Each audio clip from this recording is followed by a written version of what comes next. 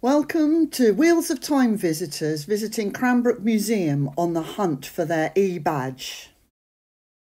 My name's Sue and I'm going to show you some of my favourite things in the museum. So step inside with me and we'll go and have a look. The museum building dates back a very long time to the late 1400s, which is before Henry VIII and Shakespeare.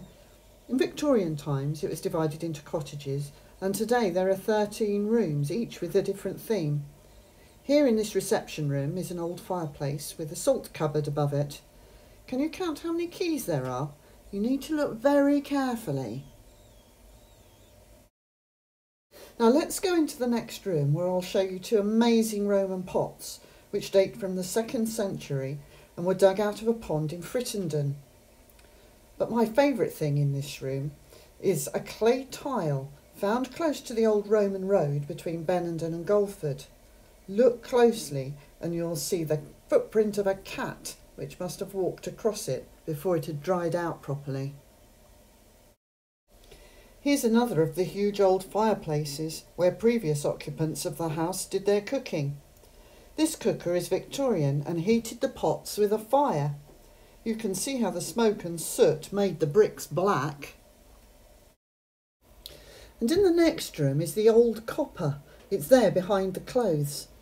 In Victorian times, the washing was done here. A fire was lit under a huge copper pot of water and the clothes were boiled to get them clean. Then they were hung out to dry. Doing the washing, the drying and then the ironing took several days of hard work. Now here's something that always makes me smile. It's a sun hat for a horse. I often wonder what a horse ploughing a field in a sun hat looked like, but it sounds like the farmer was kind and thoughtful, doesn't it? One of my favourite rooms in the museum is where we have our artworks. Did you know that this was the first ever Christmas card, designed by J.C. Horsley, who lived at Wilsley? He was one of 6 Victorians who became known as the Cranbrook Colony of Artists. Another artist, F.D. Hardy, painted this one. It's a scene of the family and is set in the same room where it is now hanging.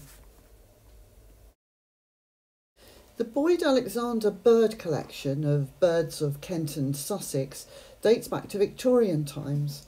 It is, of course, completely illegal to collect birds or their eggs in this way today, but as an historical scientific study it's interesting, although I'm rather mystified by this eagle which apparently came from Wadhurst. The Second World War land girl standing on the disused staircase always makes me jump. She's so lifelike, as does the doll posing as a baby in the gas mask. There are lots of artefacts and documents in the museum about both the First and the Second World Wars. And then there's the schoolroom with desks and slates and even the cane which have come from the old primary school. I'm up on the top floor now where 3 things have caught my attention. A typewriter. I can remember learning to type on one of these before there were computers.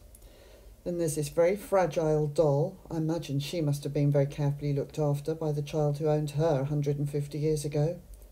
And then there's this rather scary bull's head, which hung in Ratcliffe's butcher's shop in Stone Street for many years.